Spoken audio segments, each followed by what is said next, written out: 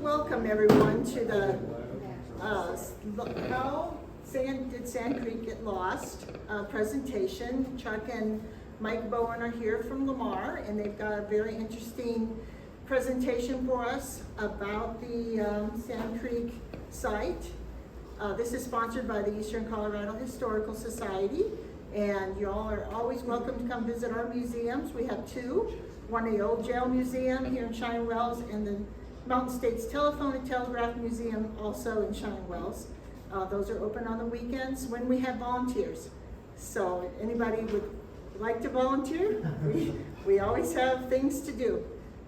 So I'm going to open this up to Mike and Chuck to give their presentation. And if anybody hasn't signed in, let us know. We'll get this to you. Thank you.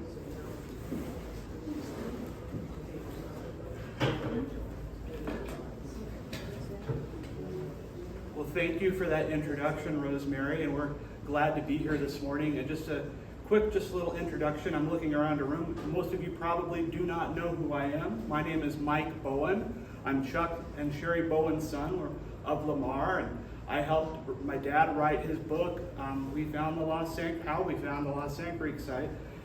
And we hope you learn about this presentation, what they learned. But I think to know about how they found it, it's relevant to ask the question, how did anything become lost? How does that even make sense? Because there was a marker there. How was anything lost? So I think that is a relevant question. And also, I'm a journalist. I'm a former editor and reporter at the local newspaper in Lamar. And if you can't hear me, I'll try to talk loudly. But I'm a former reporter and editor at the newspaper in Lamar, and I believe as a journalist, I have a responsibility to tell the truth. And my parents found over 4,000 pieces of period artifacts from the Sand Creek event, which show, without any doubt, where things took place, how things took place, and what clarity that provides to the event. Because the story the artifacts tell is told right through our book, We Found the Lost Sand Creek Site. We also hope you'll stay after the program and get a copy of our book. We do have those available. And if you've already purchased one, we would gladly sign it for you, and we'll sign one that you buy today. So, to this question, how did Sand Creek become lost? Well, it's important to know Sand Creek, the event took place November 29, 1864. Well, the immediate few years after Sand Creek, it was undoubtedly known where the event took place. 4 years after Sand Creek, in 1868, Lieutenant Bonsall went out to the site and he measured the camp where Black Kettle's camp was. He measured the site, and then he measured from where he camped up to a place called Three Forks.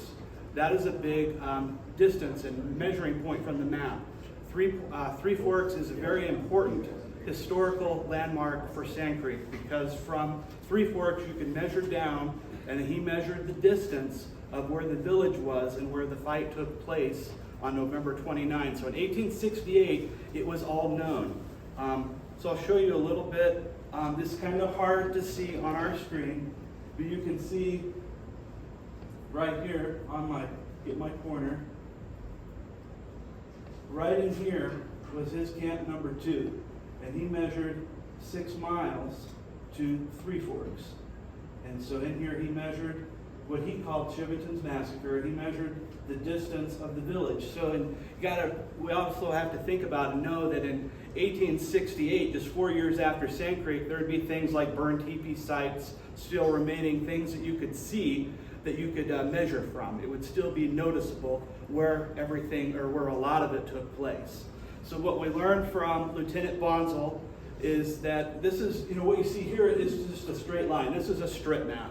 So this isn't, like a map you'd see if you pulled up Google Earth or Google Maps. This is just a strip map measuring distances.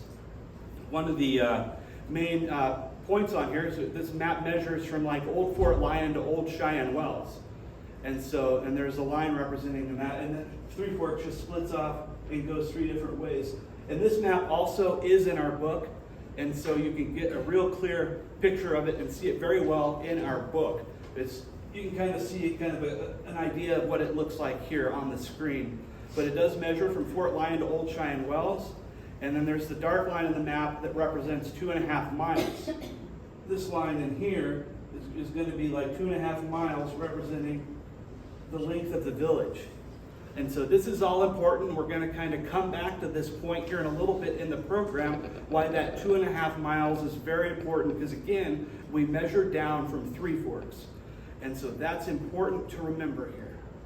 And so that's the major reference point. So sometime after 1868, things start to get muddy, and the site actually does become lost. Because what we need to know is this was, when Bonsall did his map, was about 30 years before the USGS topo map. But when that map was released in 1894, that map did not show the battlefield. It did not show Black Kettle's village, but it did have distinguishable landmarks. It had specific locations, bends in the creek, things like that were distinguishable on this USGS topo map. But again, it did not list the battleground. So at this point, by 1894, it's not marked. It's not known now. But again, we can always keep coming back to this Bonsall map, and we can always measure from Three Forks. We can measure down, and you can get to that 2.5 miles. That's important. So at this point, Sand Creek is becoming unknown where the event took place, because in 1908, 4 veteran soldiers from Sand Creek decided they would hold a reunion, and they would go to Sand Creek to mark the spot. So the veteran soldiers got together in 1908. They got off the train at Kit Carson, and they went down Sand Creek to try to measure and try to find where this was. We don't know for sure how far down Sand Creek they went. It's not specific in their account how far down they went. But what's interesting is they all got together to hold this reunion, and believe it or not, all 4 veteran soldiers each had a different spot for the Sand Creek event. Not the 4 of them, not even 2 of the 4 could come together to agree on one spot. They all thought a different spot was the right place. But there's some clues that are left to us through firsthand eyewitness accounts concerning Sand Creek. Colonel Shivington said the village was, quote, on the south branch of the Big Sandy, or Big Bend of the Sandy. So most people believed then that it was the bend furthest to the south, that bend furthest to the south would be where the Sand Creek event took place. And so most people took that as what that meant. And so that's a big reason why the monument that was placed there in 1950 was placed there, because everyone was going off that trail, that clue from the George, well,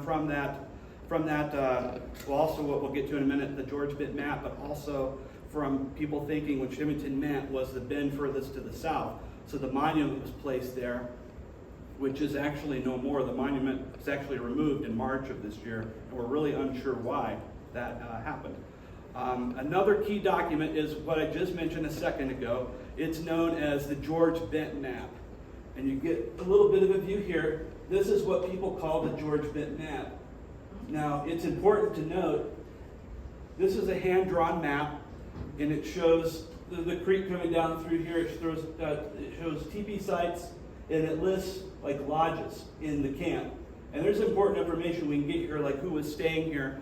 But there's a few things to note about this map.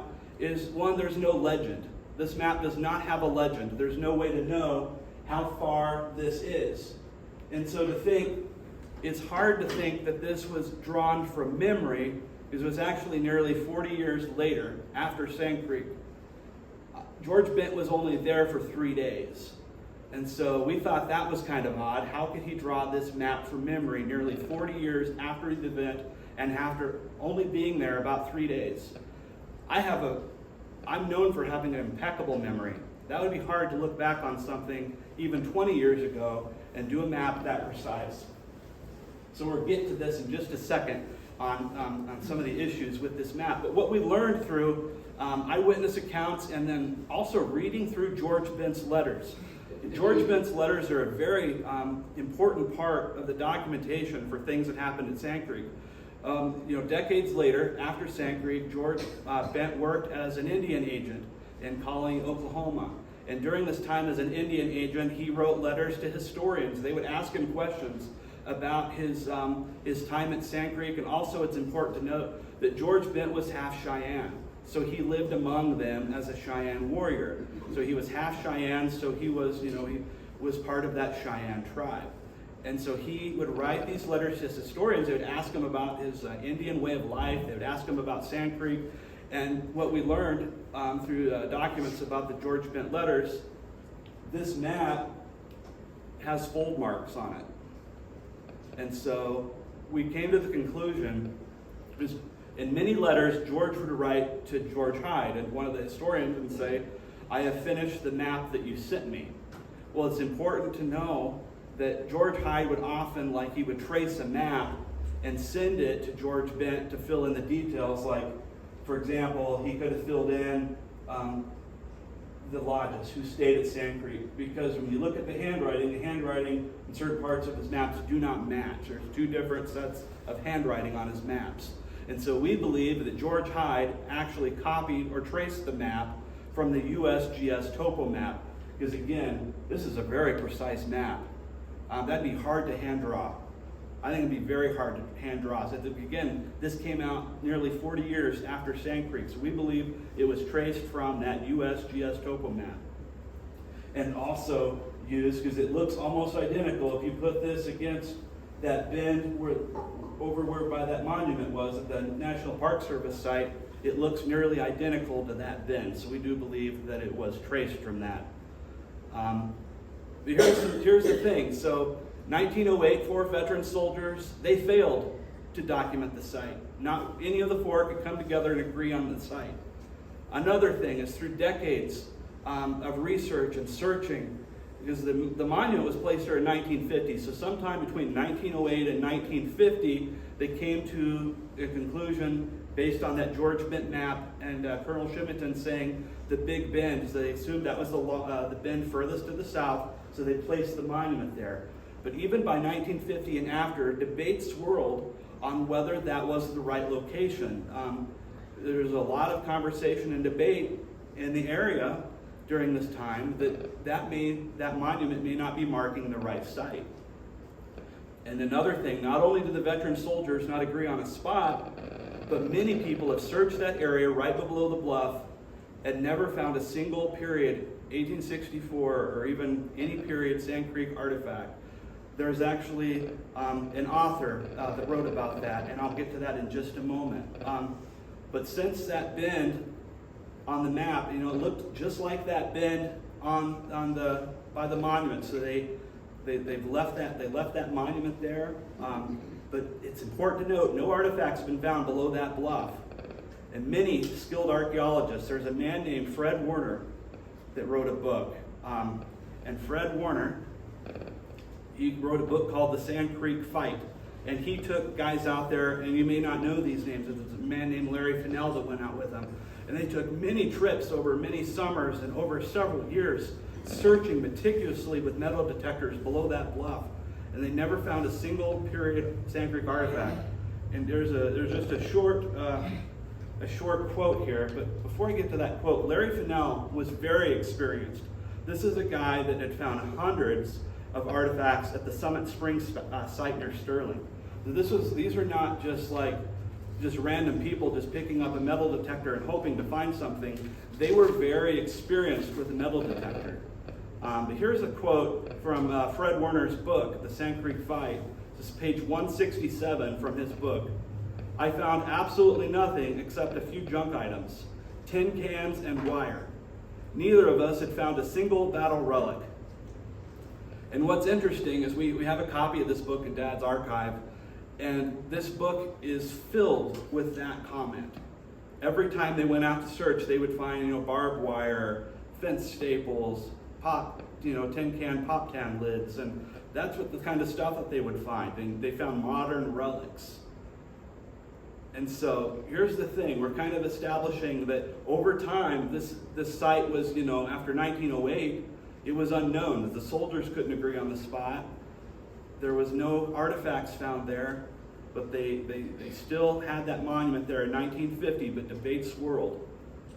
But here's the thing, we have a connection that comes in, but we don't have a dog in this fight. We don't have any ancestors that were at Sand Creek. We have no connection to the Sand Creek event. The only connection we have to Sand Creek is that Dad grew up on that part of Sand Creek. So this is very important to note during his time of discovery. He grew up there. He had a lifetime of experience there. The family ranch beginning there in 1948. And so it's also important to note, it's not farmland. It's just prairie. Looked like it did in 1864. So these things are important to note. And so we're just sharing history. But I think it's important to tell the truth and share about what they found. So Dad grew up there, and that's the only connection, but this is important. So in the early 1990s, an independent archaeologist contacted my parents to let them know they've been doing research about Sand Creek, and they believed that the monument at the National Park Service site was not marking the right spot. And so this is the first time they've really heard this on this deep of a level. And he said he had done research. He believed it was actually further up the creek on the Bowen family ranch. And so at this point, other outside groups get involved. This independent archaeologist gets involved, and they actually conducted a helicopter search over the ranch and other neighboring ranches. They were looking for bends and trails and other marking spots that might match that bend. Remember, you're using that George Bitnat bend, and so they're looking for anything else that might match that bend if that monument did not mark the right spot. So they conducted some quick searches. The place they went to and stopped at the helicopter on the Bowen Ranch actually came up empty. They didn't find anything at that spot. But we learned later they were all following that same false trail of clues. And so my parents decided to spend some time researching it and doing their own work, seeing what they could find. They came to the conclusion, past searches at that right below that bluff where the monument sat yielded no period artifacts. All those searches came up empty. So they decided that it was possible that the Sand Creek event may have happened on the Bowen family ranch. So they decided to set out on their own to search for Sand Creek artifacts. And so think about this though. At the time, the Bowen family ranch had 7 miles of Sand Creek going through it. This is an overwhelming project. 7 miles of Sand Creek. How are you going to search that with a metal detector? Think about this. You're probably all familiar with what a metal detector looks like. And you've got a metal detector coil about the size of a dinner plate. And you're going to search 7 miles of Sand Creek with that metal detector. So they decided they needed to have a plan. They couldn't just go aimlessly search for artifacts. They needed to have a plan. So they decided, well, they need to know kind of what the land looked like, what some of the descriptions were, where the soldiers were, what it looked like when they passed over, what is there anything that they could find that would lead them to search for artifacts. So they decided they needed to look for any eyewitness account they could find to look for land descriptions. Because again, 7 miles of Sand Creek. That'd be needle in a haystack almost. That'd be hard. That'd be real hard. So they decided to read and study eyewitness accounts. And so Mom was the researcher and Dad was the archaeologist. And I can attest to this. I was in high school when this started. I'd come home from school and Mom would be reading a book out loud from an eyewitness, and Dad would be meticulously taking notes, and they'd be writing down and jotting down where to go search, and they'd see a hint like where the creek banks are 200 yards wide, and he's thinking, well, that doesn't match over by the traditional site. That matches spots on our ranch.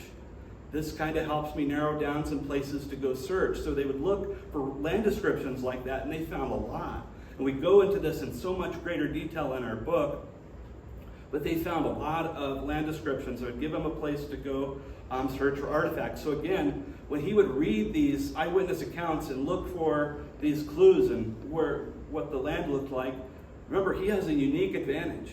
He grew up there, had a lifetime experience there, so he knew that land like the back of his hand. So when he read something, he knew where that was. So he could then go take his metal detector there and go search. He knew every trail, every bend, every bank. He knew the lay of the land. And so that was a unique advantage. So it did help narrow down places to go search, but still a massive project. And another thing to note is, they ended up finding over 4,000 pieces of Sand Creek artifacts. Most of the time he was by himself. A lot of times too, he has a friend, Joe Harbert, that went with him many times from Lamar. I went out there a number of times and probably helped find less than 5% of what he found. It's just, what he's found is incredible. Over 4,000 pieces, and each one an individual dig. There'll be a few times where you'll see, like in our collection of artifacts, there's like some bracelets found like right near each other, but like everything was an individual dig.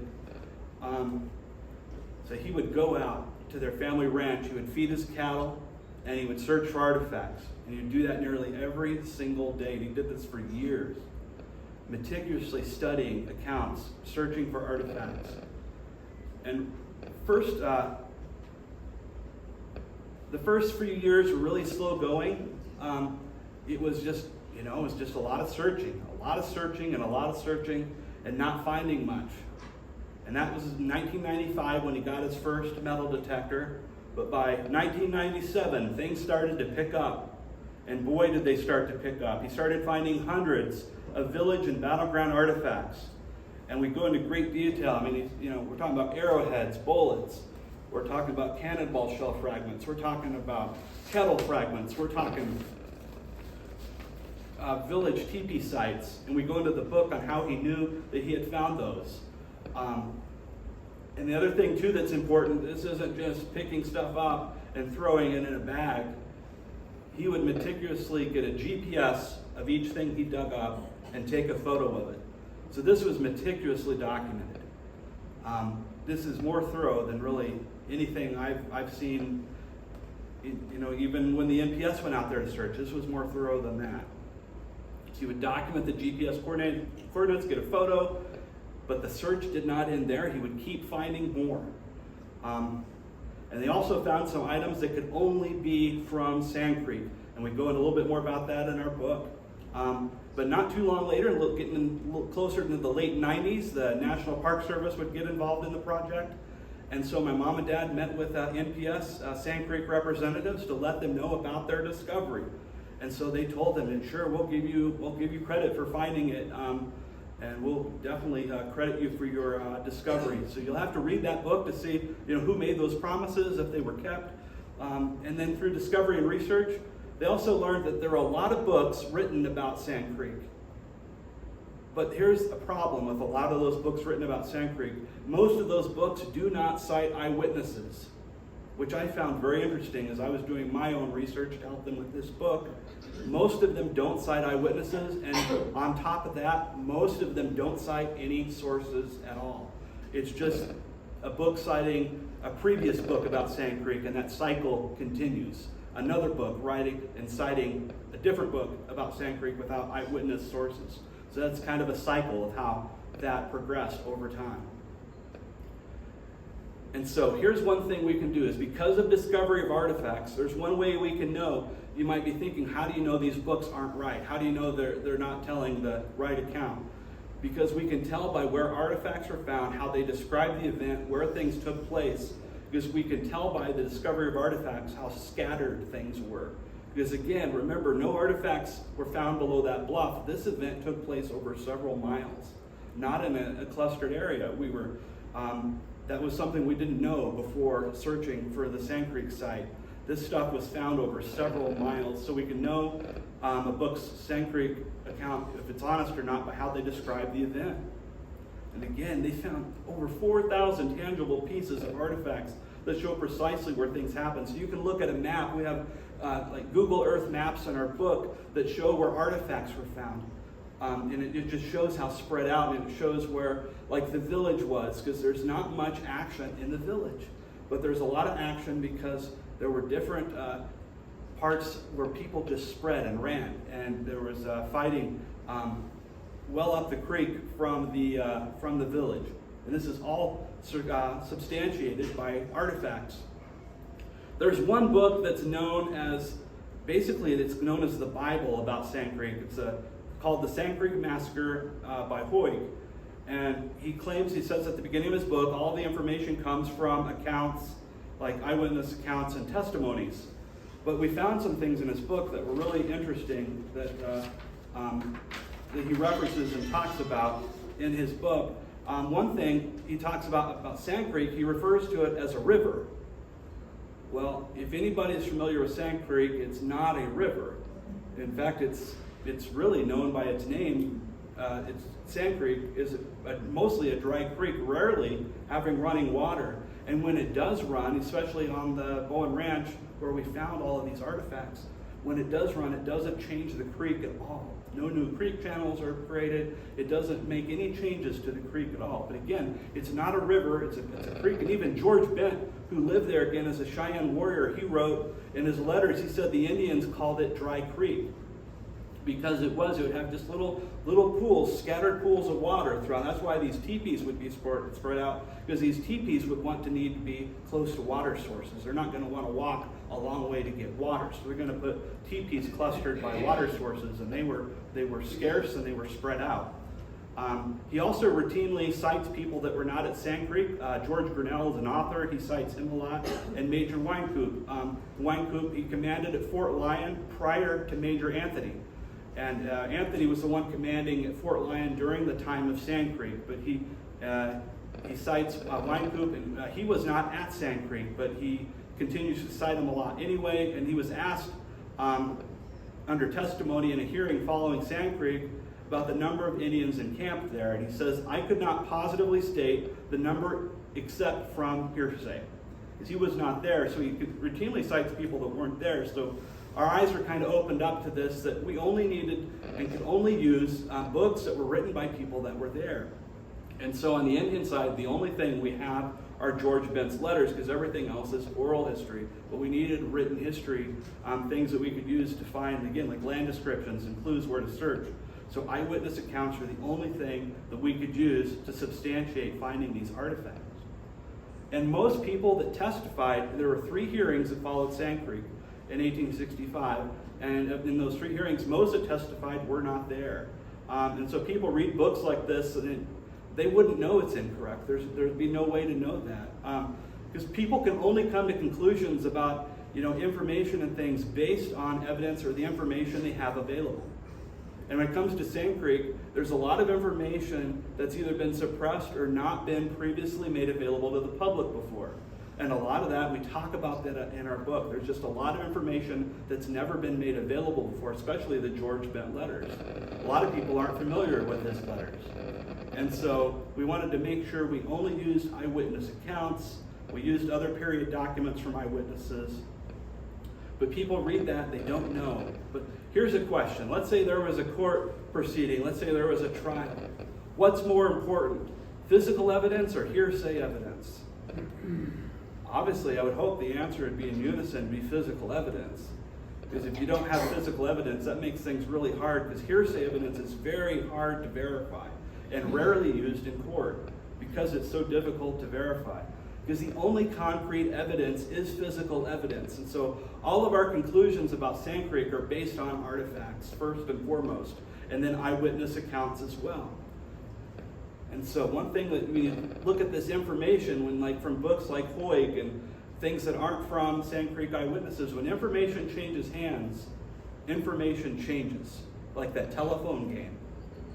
One person starts a story and tells it to the next person. By the time it gets to the end of the line, it's not even recognizable anymore.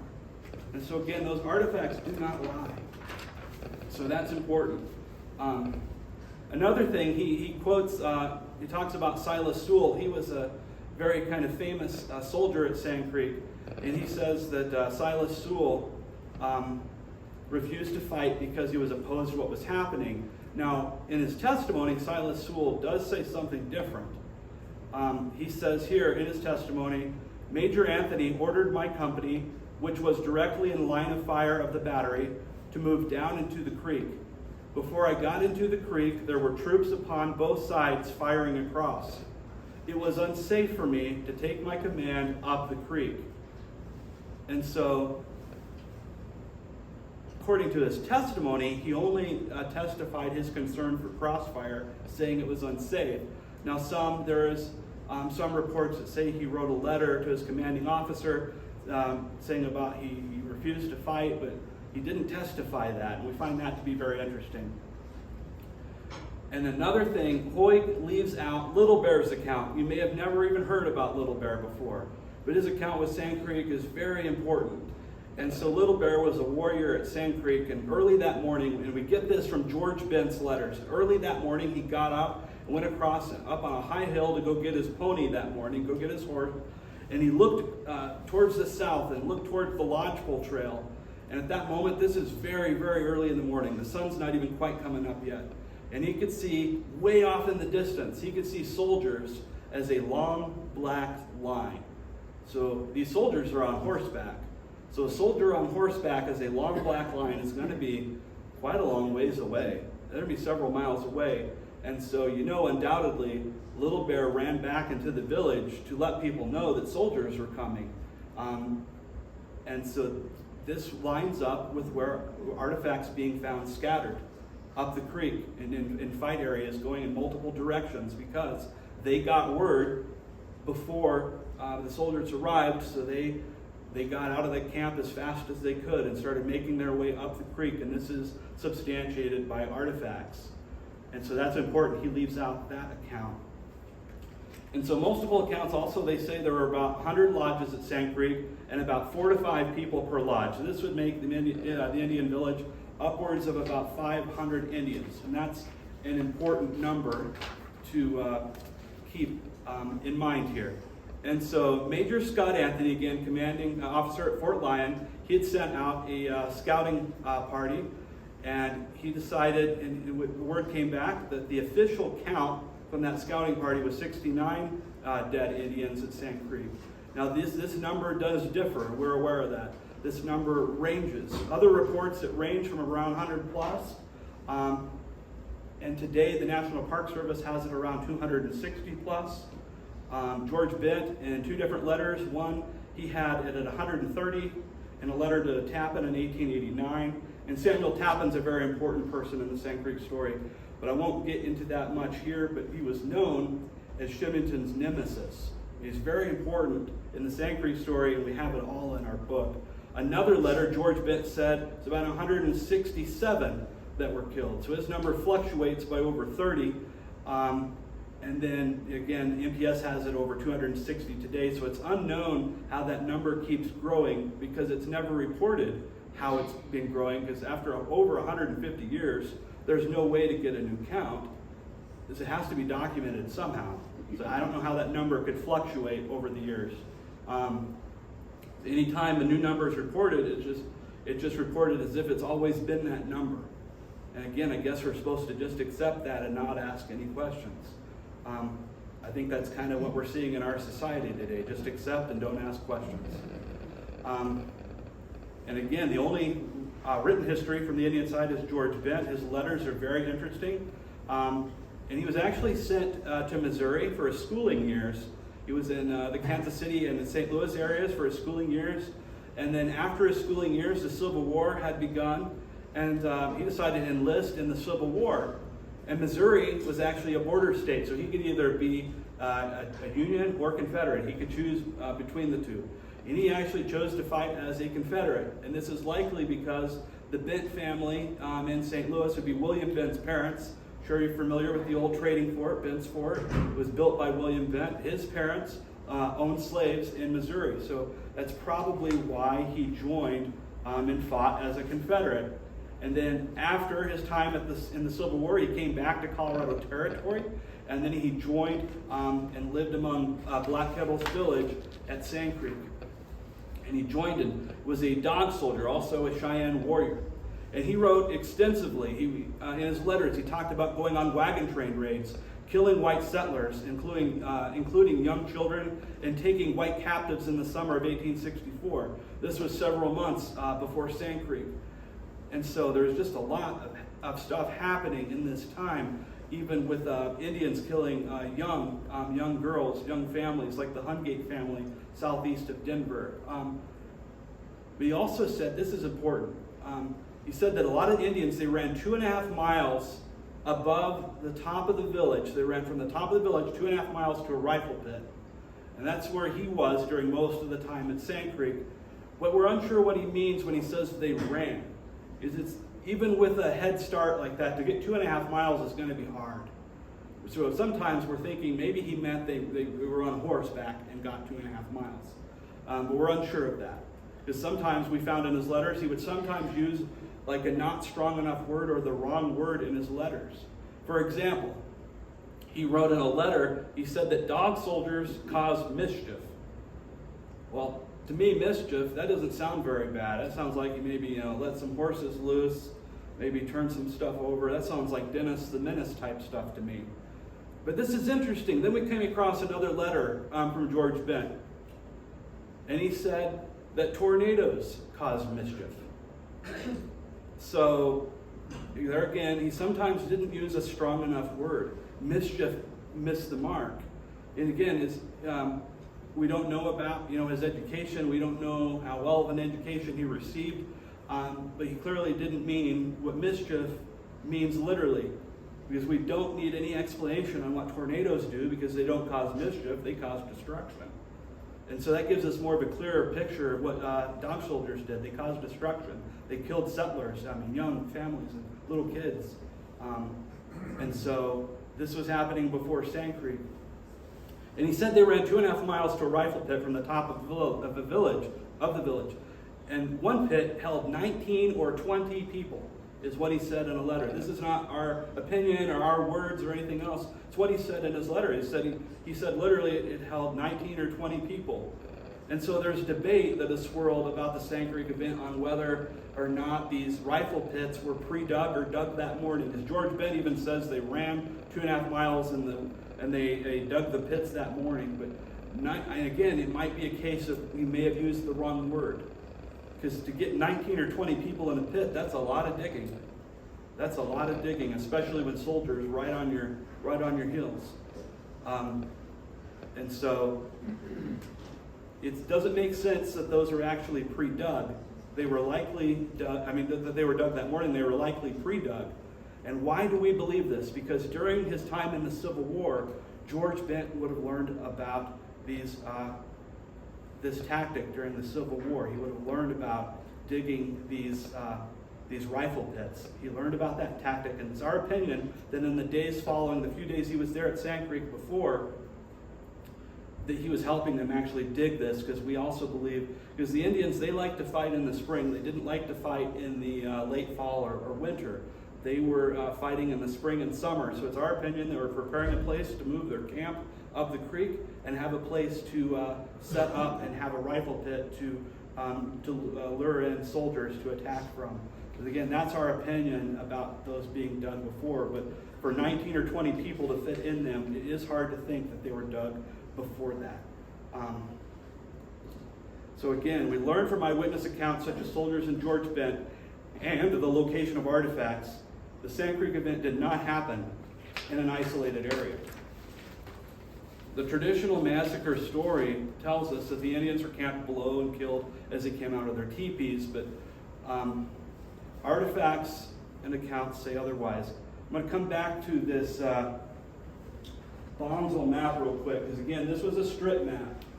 And so, now we've drawn lines on our Google Earth map here showing where these, you can see clearly on a Google Earth map, 3 trails going off.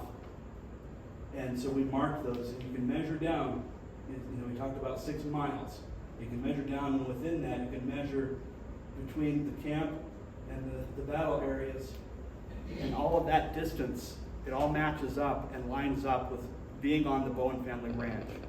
And again, this is all substantiated by where artifacts were found. And so that is important to note. And so Dad actually found some digging tools at what he thinks is a rifle pit, which is actually in Cheyenne County.